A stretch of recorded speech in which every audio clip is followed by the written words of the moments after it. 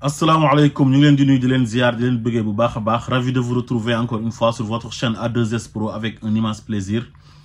Continuez leen di abonné ngeen bës cloche de notification bis ko defee bépp vidéo bu ñu dugal ngeen mën ko am à temps réel. Bu leen fàtte di like vidéo bi maanaam di ko aimer bu baax a baax di partager waaye tamit di commenter dina ci am solo lool. Comme on a l'habitude de le faire di wax sur ce qui concerne l'actualité sénégalaise. Démb dañu gis Abbé André Latyr Ndiaye ci page Facebook am mu posté benn lettre ouverte jagleel ko Ousmane Sonko premier ministre du Sénégal. Donc ci lettre bi nag tuddul turu Ousmane Sonko daf ne jeune politicien promis wax ko ci wax yoo xamante ni daal daanaka ay xaste la gën a jege te li taxoon muy wax ak li Ousmane Sonko wax ça n'a rien à voir maanaam moom lettre am bi ak li Ousmane Sonko wax c'est diamétralement opposé dafa mel ni koo xam ne daal dafa amoon règlement de compte personnel digganteem ak Ousmane Sonko wala am ñu nekk ci gannaawam ngir mu dal ci kaw Ousmane Sonko di ko attaqué waaye li Ousmane Sonko wax dara nekku ci moom sax ci biir lettre bi daf ne Ousmane Sonko amul courage parce que on lay wax on waxul je su amoon courage dafay wax je waaye ma ne ko yow tamit abbé amoo courage de soo amoon courage doo wax jeune politicien promis da ngay wax Ousmane Sonko premier ministre du Sénégal loolu mooy courage. Bi may soog a gis lettre ouverte bi dama jàppoon ne noonu Ousmane Sonko yi ñoo nekk ci gannaaw ngir mettre en mal Ousmane Sonko ak la communauté chrétienne comme Ousmane Sonko moom amul ay opposants mais ay ennemis la am ma ne naa ci tey def ndànk bala ma cee wax parce que gis dara rek tëb di ci wax te jamono ji gis nañ ne am na ñoo xam ne dañuy ubbi compte def fa turu nit def fa photo nit di mbuboo nit kooku te fekk du ñoom te tout est possible au Sénégal actuellement te noonu Ousmane Sonko yi tamit ils sont capables de tout loolu moo taxoon dem ma def ci vidéo bu gàtt ne dama ciy tey parce que yàlla moom wax na ma in jaakum faasiqun bi naba'in fatabayyanu su fekkee saay-saay daf la indil information da ngay leerlu ginnaaw nag bi ma leerloo ba xam ne Abbé André Latyr Ndiaye moom compte bi comptam la lettre am la moo ko bindal boppam parce que entre temps site internet yu bëri relayé nañ ko ñu bëri ci sénégalais yi ñu ngi ciy wax di ci waxe seen xalaat te moom génnul weddi ko kon dañuy jàpp ne moom la loolu moo tax nag ma ne xaaral ma ñëw tey def ci waxtaan boo xam ne waxtaan bu yaatu lay doon ñu déglu li Ousmane Sonko wax su ko defee ñu dellu siwaat ngeen xam ne Ousmane Sonko li mu wax dara nekku ci ute na ak li abbé bi tontu parce que abbé bi dafa tontu di xaste di attaquer ay attaque personnelle Ousmane Sonko. dama wax léegi suñu modèle te it am na loo xam ne dootuñu ko mën a nangu ci réew mu mel ni Sénégal gis nga boo demee ci tubaab yi loo wax ñu ne la ñun notre modèle notre style de vie ndax ñoom dañoo am seen modèle assumé ko seen modèle lañ jàpp ni moom la ñuy saytu donte ñun ànduñoo ak seen modèle ñoom waaye seen dëkk la ñoo ko moom ñu jàpp ni seen modèle la ñuy saytu. ba tey xale bu jigéen bu jël fulaar teg ci boppam ne day dem jàngi ci école France ñu ne ko doo dugg ci école bi suñ ko defee seen réew naqarlu nañ ko waaye am nañu sañ-sañ bi ci ñoo xam ne dañoo woote démocratie ak liberté ak tolérance loolu du tolérance ci noonu rek la ñu mën a tollu nangu fii Sénégal ak école bu mu munti doon jàpp ni nit du dugg ci école bi du fi jàngee parce que am na fulaar bu mu teg ci bopp loolu du yoon suñu responsabilité la. xale yépp la ñu yemale ki teg fulaar ak ki tegul fulaar gën a leen tewuñu parce que kii teg na fulaar wala tegu ko c'est un choix waaye ñoom ñëpp dañu war a jox les mêmes chances. am na nag ñu ma dégg ñuy wax naan am na yenn école arabe yoo xamante ni dañuy tere ku muuruwul dugg fa mais attention vocation yi du benn xam nga école privée catholique yi ñoom dañoo ubbi pour jàngale quoi te soo ubbee école pour jàngale état bi moom lay jox. autorisation ce diplôme yi état bi moo koy reconnaître kuy am bac ci école privée catholique ak ku am BFEM ci école privée catholique ak ku am entrée en sixième nga amee ko ci public beeg yépp c'est la même chose les diplômes sont reconnus par l'état donc ñoom enseignement général la ñuy def mais du vocation su fekkoon dañoo ubbi ay écoles yoo xam dañu ne kat école yi école privée catholique la yoo xam ne catéchisme rek la ñuy jàngale diine chrétien su boobaa jullit du fa yóbbu doomam mais lu tax jullit yi di yóbbu seen doom yi ci école catholique yi dañoo am rigueur mën a jàngale seen jàngale baax ba pare enseignement général la ñuy def dañuy jàngale comme école publique yi ñuy jàngale di jàngale lépp donc école arabe yi ngeen di wax mais day nekk école boo xam ne école vocation islamique la dañ ne école bi arabe lay jàngale diine lay jàngale alxuraan lay jàngale ay ahadis lay jàngale mbiru diine l'islam lay jàngale foofu lan la fay doomi chrétien di uti man de noonu laa ko gisee su dee nag benn franco arabe boo xam ne dañ ne kat comme école catholique yi la mel nga xam ne enseignement général lay def waaye tamit amaale na arabe chrétien bu fa ñëwee moom li mu fay soxla xëy na mooy jàng français su fekkee bëgg na jàng arabe tamit su ko intéressé mën na ko jàng mais jàng arabe ak jàng diine ça n'a rien à voir quoi du benn arabe ak diine du benn arabe langue la diine bi mooy diine musulman religion bi inna anzalna qur'anan arabiyan yàlla dafa wàccee alquran ci langue arabe parce que Muhammad moo tax wa ma arsalna min rusulin illa bi lisaani xawmin lu yu bàyyi na la loolu yàlla wax ci alquran du yónni benn yonantu lu dul ci langue ba nga xam ne moom la waa dëkk boobu noonu di wax te yonant bi arabe la donc kon su fekkee dañoo yónni yonantu yàlla Muhammad sallallahu alayhi wa sallam ci ay arabe donte nekkul ci arabe yi rek lañ ko yónni waaye moom arabe la parce que yàlla daf ne wa ma arsalnaaka illa rahmatan lil alamin wa ma arsalnaaka illa kaffatan lin naasi waaye nag attention fa mu déparé mooy Màkka te ñooñu ay arabe lañ xeet ba mu bokk loolu moo tax waaye daal école boo xamante nii enseignement général ngay def ci Sénégal école boobu wax dëgg yàlla ku nekk mën naa ñëw jàngee si fa muuru wàññiwul dara waaye école boo xam ne daf na man catéchisme lay jàngale wala mu ne man li may jàngale mooy affaire islam chrétien ba soxlawu faa dem beneen école bi jàngale catéchisme tamit jullit ba soxlawu faa dem parce que affaire de croyance la Ousmane Sonko li mu wax lii lan moo ci nekk laa leen di laaj ba tax Abbé André Latyr Ndiaye génn di xas Ousmane Sonko quoi di ko attaquer personnellement lii c'est pas méchant Ousmane Sonko li mu wax loolu sénégalais yu bëri loolu la ñu wax la majorité sénégalaise loolu la ñu wax benn école amul droit di interdire ay xale yoo xamante ni dañoo bëgg a muuru parce que seen diine moo leen ko sant ñu ñëw nga naan leen doo leen fi dugg parce que da ngeen a muuru loolu c'est du manque de respect notoire vis-à-vis des sénégalais il faut que ça soit clair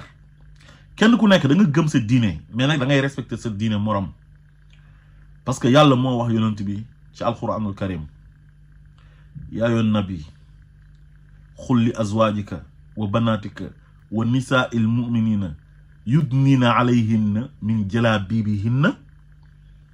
waxal sa waa kër mooy sa soxna yi ak sa doomi jigéen ñi ak jigéen ñi jullit ñi ñuy muur seen ay cër loolu yàlla moo ko santaane yaxu alxuraan bu leer la suñu gëm-gëm la képp koo xam ne da nga am sa doom li yàlla digal yonent bi ci alxuraan nga digal ko sa njaboot yow parce que jullit nga sa doom dafa war a sàmmante ak loolu fu mu dem dafa war a ànd ak loolu muy établissement scolaire ak fu mu mënti dem loolu nag képp ku koy interdire laa la wax dans un pays comme le Sénégal un pays laïque en majorité musulmane kooku dangaa yabaate man maa ko wax Ousmane Sonko ni mu ko waxee daf ko wax gentiment poliment te abbé bi mu ngi ciy dugal ay affaire impolitesse Ousmane Sonko il est poli abbé yow li la jotaleeg Ousmane Sonko waxoo ko wala dafa am ay nit yu la yónni nekk sa ginnaaw parce que Ousmane Sonko ñu bëri dañ ko doon xeex pour mu bañ a accéder au pouvoir mu def ay pexem ba accéder au pouvoir jiital le président Bassirou Diomaye Faye xamuñ nag ñan ñoo nekk sa ginnaaw waaye gis nga cohésion bi am Sénégal dialogue islamo-chrétien bi nga xam dafa naturel Sénégal ba nga xam ne boo demee Joal da ngay gis ay famille yoo xam ne ñii jullit la ñuy nekk ay chrétien nga dem Ziguinchor fekk ko fa nga dem Fatick fekk ko fa foo dem ci Sénégal région de Thiès ay Pambal ay Fandène foo dem fekk ko fa ci Sénégal loolu yow da ngaa tuuti abbé pour dindi ko parce que le premier président sénégalais bi ñu amee indépendance c'est un chrétien muy le président Léopold Sédar Senghor sëriñ si fi nekkoon ci jamono jooju bàyyi na sëñ Fallou ak Seydou Nourou Tall ñoom ñëpp dañ doon maslaa ak moom te si jàmm lañu nekkoon kon du ñu toog ba heure bii ay wax yu ñàkk fayda tax nga génn naan da ngay charger le premier ministre di ko attaquer ay attaques personnelles ba ci waxaale ay wax yoo xamante ni daf ko jarul parce que yow da nga wax ci biir di weddi alquran nga ne je fais partie des 2 milliards et quelques des disciples de Jésus-Christ crucifiés sur une croix, mort et ressuscité, et non un disciple d'un Jésus-Christ qu'on aurait échangé avant la crucifixion avec un autre. Ce Jésus-Christ n'est pas le mien. Je ne crois pas à un fuyard qui aurait échappé à la souffrance et à la mort. Donc fofu dafa xamné alquranul karim yalla dafa wax né wama qataluhu wama salabuhu walakin shubbiha lahum. Il n'a pas été tué, il n'a pas été crucifié. Waaye dañu ko soppi ak keneen. Légui limu wax fofu moy mom né dafa bokk ci ñaari milliards ak lu tek ci ay ñu gëm Jésus-Christ ñu nekk ci aduna bi nga xamné dafa génn aduna ba paré dekki manam dañ ko ray ba paré mu dekki mom Jésus-Christ waye mom bokul ci ñi nga xamné dañoo gëm Jésus-Christ bi nga xamné dañ ko échanger manam wéccé ko lata ñukoy crucifier lata ñukoy daj ci croix bi ak keneen néna sama Jésus-Christ man bima gëm du ko xamné dawkat la manam kuy daw wala muy daw métit ñukoy métital ak dé parce que alcorane daf né Jésus-Christ ken rayu ko waye timit ken crucifié wuñ ko manam daajuñ ko ci croix bi waye dañ ko soppi ak keneen yalla yégal ko ci kaw asaman si donc mom loolu la weddi kon li man blasphème la ko jappé su fekkee gëmoo loolu alxuraan wax mais nga garder ko mais amoo droit publiquement ngay weddi alxuraan ci dëkk boo xamante ni ay jullit ak ay chrétiens ñoo fa nekk ci jàmm ñu nekk ay mbokk ñun ñëpp kon wàllu gëm-gëm waruñ di ci attaqué wante te yow da nga attaqué alxuraanul karim te loolu du sa cër yow ci lan ci Ousmane Sonko toog na wax ne dootuñ accepté ti ñuy aaye ay xalé yu jigéen yu muuru ci yenn établissement scolaire yi su fekkee ne loolu daf la déranger nga weddi ko gëmoo ko mu naqari la mais am na leneen lu la war a neex ci tagg yu yàlla tagg yaayu Isa ci alquran yaayu Jésus-Christ di Mariama suratu tahrim fin ba lan la fa yàlla wax wa Mariama binati Imran allati ahsanat farjaha fa nafakhna fihi min ruhina wa saddaqat bi kalimati rabbiha wa kutubi wa kanat min alqanitin nana mom mo jaarale Isa ci jigen ju sel Maryama ki nga xamanteni daf doon sam ay cëram di sam peyam mu jaarale ci mom téré mu nek jigen jo xamanteni bokku na ci jigen ñi gëna ragal yalla ci aduna bi mais loolu dafa neex suratu Ali Imran di waa kër ñoom Maryama lan la fa yàlla wax wa iz qalat al malaikatu ya Maryama inna allaha astafaaki wa tahharaki wa astafaaki ala nisaa il alamin malaaka yi ñoom ñoo ñëw ci Maryama wax ko ne ko sa borom satal na la laabal na la satal na la gënale na la ak jigéenu àdduna bi yépp loolu dafa neex te ñun gëm nañ ko ñun ay jullit te loolu alxuraan moo ko wax xëy na boobu moom doo ko weddi kon yow même su fekkoon ne Ousmane Sonko da la tooñ sax yow da nga cey profité tooñaale ay jullit yoo xam ne seen yoon nekku si nga attaqué seen gëm-gëm donc loolu xëy na moom lay def allusion mais loolu lan la uuti ci ngay tontu Ousmane Sonko muy wax ne dootuñ nangooti ay établissement scolaire yi interdire ay xale ñuy voilé wu mais loolu c'est très dangereux li nga def noonu abbé kenn du la ci topp nag sa moromu chrétien yi nekk Sénégal sax duñ la ci topp parce que da ngaa tooñ te tooñ baaxul Ousmane Sonko li mu wax c'est son droit le plus absolu xalaatam la daf ko wax en tant que premier ministre tamit en tant que sénégalais man dama jàpp ne dafa am lu la métti ci waxu Ousmane Sonko bi mooy li muy wax ne man sama kër dafa am daara président Bassirou Diomaye Faye ay doomam dañuy dem di jàng français di jàngale alxuraan maanaam appartenance bi mu am ci diineem dafa mel ni loolu daf la xaw a gêné ci discours am ak lu muy wax bay tudd affaire de majorité mais loolu c'est naturel abbé loolu wàññiwul dara ci suñu nekkin abbé foofu ci Sénégal ku nekk am nga droit gëm li nga gëm ba pare fësal ko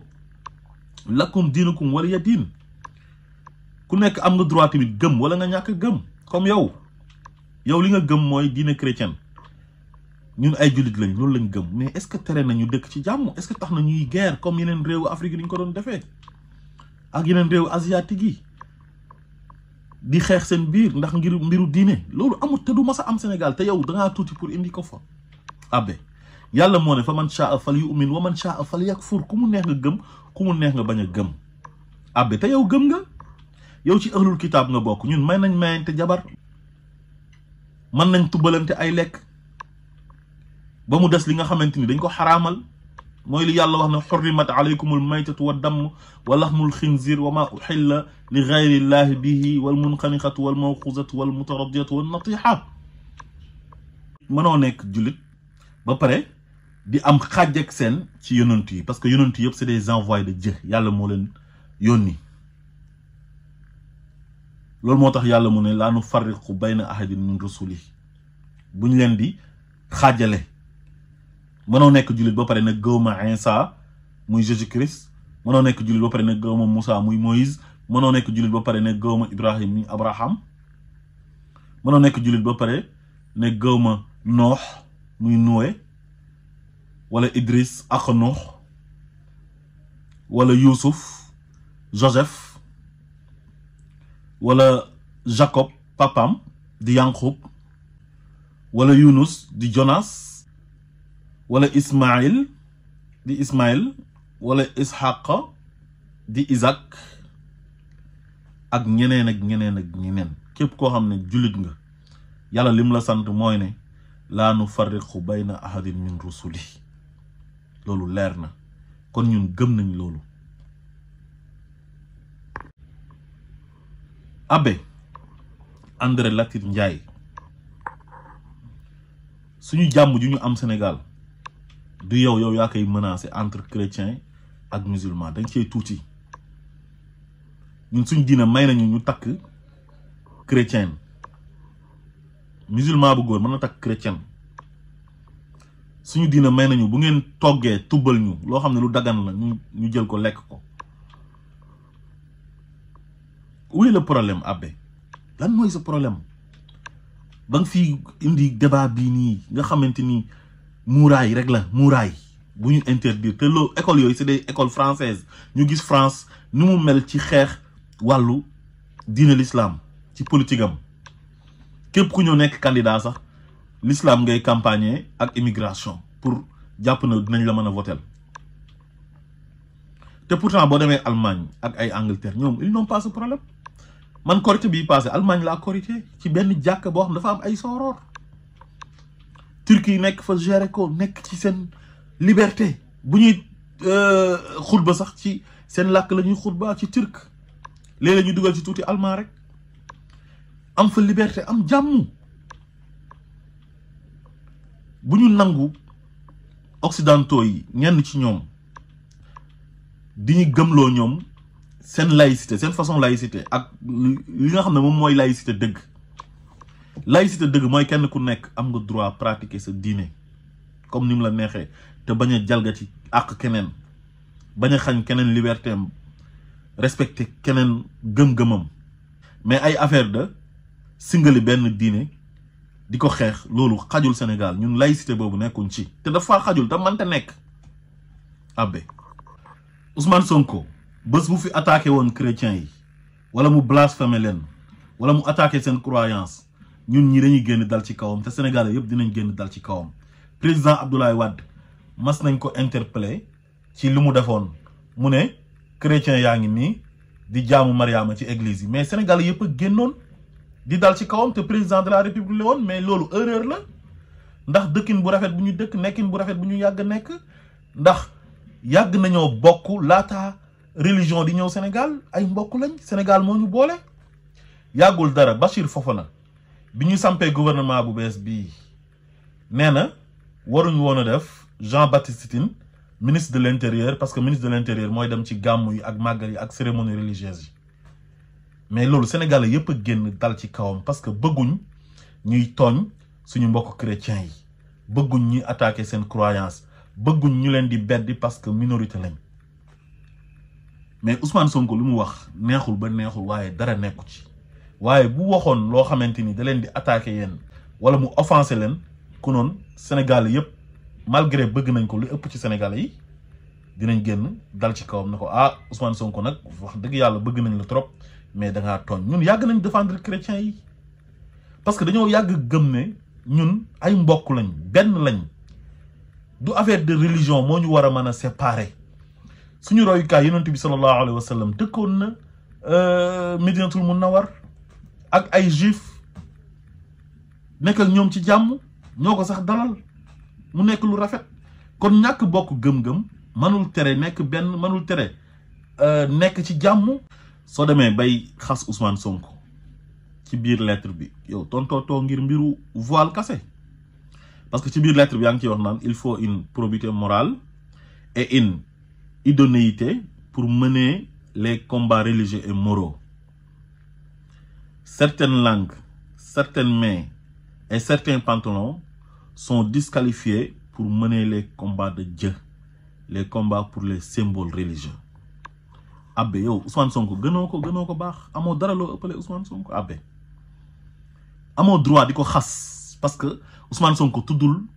seen diine Ousmane Sonko tuddul benn école ba nga génn yow di ko xas parce que lii xaste la lii dafa ñaaw Ousmane Sonko ëppoo ko probité morale Ousmane Sonko gënoo ko sell gënoo ko set abbé gëmal li nga gëm te respecté gëm-gëmu ñeneen ñi abbé tooñkat nga kenn xamee wula woon lii yow ñëpp dañ la respecté woon li nga gëm nit ñi respecté nañ ko gëmal nit ñi lu ñu respecté li nit ñi gëm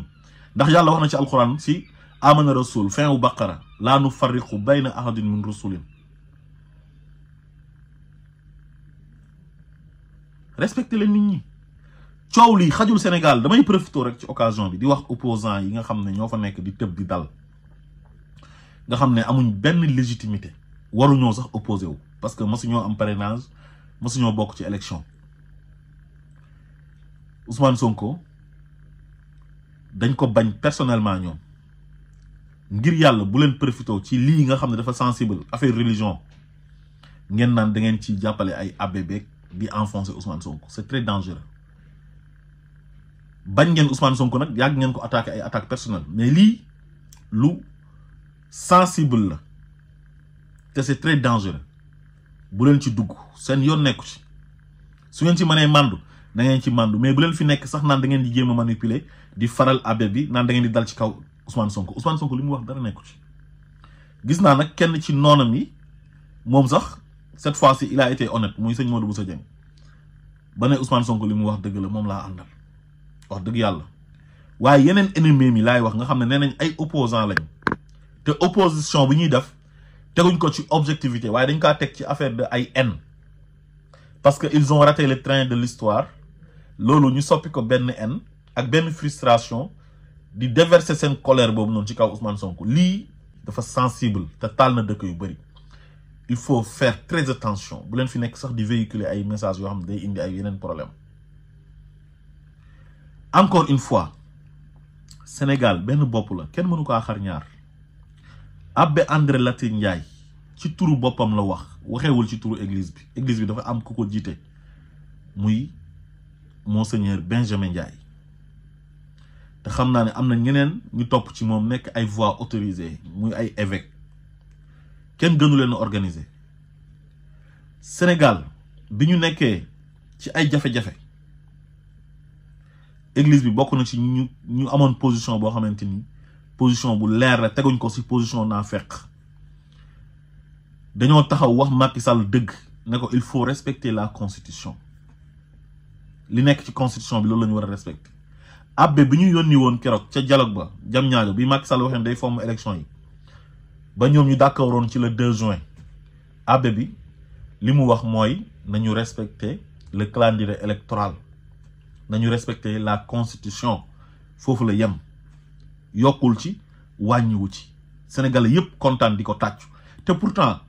am na suñu ay mbokk jullit yoo xam ne nee nañ ñoom ci ay këru dina lañ bokk mais dañ doon jàppale Macky Sall ci ñaawteef yi mu doon def dañ doon jàppale Macky Sall ci ay tooñ te ñoom jàng nañu alxuraan xam li yàlla wax ci tooñ wallahu laa yahdi xawma zalimin wa taawanu ala al birri wa taqwa wala taawanu ala al ismi wal udwan bu njëkk bi mooy yàlla du ànd ak mukk ñooñu tooñkat beneen bi mu ne ànd leen ci dimbalante ak ragal yàlla waaye bu leen ànd mukk ci tooñ ak bàkkaar te gis nañ ay doomi sëriñ ak ay sëtu sëriñ yu teew ci dialogue bu njëkk ba ak dialogue bu mujj bi di encourager Macky Sall ci ay tooñ ñi naan ko gëmmal dóor ñi naan ko diw dañ kaa war a rey mooy Ousmane Sonko Ahmed Khalifa Niass moo ko wax moo jóg ne Ousmane Sonko dañ ko war a rey naan Ousmane Sonko appel à l'insurrection la def su fekkoon ne ci yenn réew yi la militaire la ñuy oo ñu ñëw boom ko bombardé ko ay bal mu dee te kooku jullit la te gisuñ benn chrétien bu amoon taxawaay boobu noonu ci jamono jooju taxawaay bu rafet lañ leen mas a xamee dialogue islamo-chrétien bi bi may wax ne dafa naturel mais loolu soo xoolee abbé Jacques Seck rek dañ ko ciy gis abbé Jacques Seck day tari sax ay saaru alxuraan abbé Jacques Seck dafay dem di ànd ak jullit ñi di dem ci manifestation jullit ñi di maslaa ñëpp kontaan ci moom di ko bëggee loolu nag du mas a yàqu man dama cee am yaqin loolu c'est naturel Sénégal billahi wallahi watallahi lu koy taal du ay chrétien ak ay jullit lu koy taal du ay affaire de ethnie non bu ko doon taal na ko bu yàgg Sénégal li ko naroon a taal mooy affaire de politique te sax sauvé nañ ci mucc nañ ci parce que ñun ñëpp dañoo jóg nekk benn ànd pour faire face à Macky Sall wan ko ne ko li nga bëgg a installer fii di dictature loolu mënta nekk muy chrétien di jullit xeet yëpp dajee tamit encore Macky Sall xeet ba mu bokk sax ñu bëri farluñ ko woon ci li mu daan def donte daan na dugal affaire u xeet ci politique am affaire yi ethnicisme yooyu yëpp jàllul kon abbé ressaisis-toi delloosil sa xel te xam ne li nga wax Ousmane Sonko ay tooñ la mënoon nga yem rek ci wax sa xalaat ci ni Ousmane Sonko waxee loolu soo ko waxoon wax dëgg yàlla amuñ dara luñ la ciy wax ni Ousmane Sonko waxee fa mu ko waxee c'est-à-dire donte man li ma gëm mooy fa mu ko waxee mooy place ba ni mu waxee baax na mais yow bu la neexee am nga xalaat ne ànd ak moom ci ni mu waxee ak fa mu ko waxee ak na mu ko doon waxee mais boo demee nag bay indi ay jugement de valeur ba ciy dugalal ay xaste ba ciy weddi ay alxuraan naan ay ñun juge bu ñu gëm du juge bi nga xamante ni moom lañ wax ne dañ ko échanger ak keneen man ki ma gëm mooy koo xam ne dañ ko crucifié ray ko ba pare mu dekki mais loolu lan lay uti ci waxtaan bi abbé loolu jotewul ak dara ak li ngay wax nañu moytu nañu def attention bu baax a baax ci yenn wax yi àdduna amul solo Sénégal ñoo ko moom nañ koy pencoo di ko waxtaanee ku nekk lu yàlla dogal sa morom ñu nangu ko ku nekk jox sa morom cër Sénégal jëm kanam loolu rek mooy Sénégal loolu la ñu xamee waruñoo toog ba heure bii nag di dugg ci ay débat yoo xamante ni ça ne sert à rien amul benn njëriñ donc Sénégal du pays islamique Sénégal c'est une république laïque donte jullit yi ñoo fa ëpp waaye ñun ñëpp ñu ngi nekk ci jàmm kon jàmm jooju nañ ko suuxat mu jëm kanam asalaamaaleykum wa rahmatullah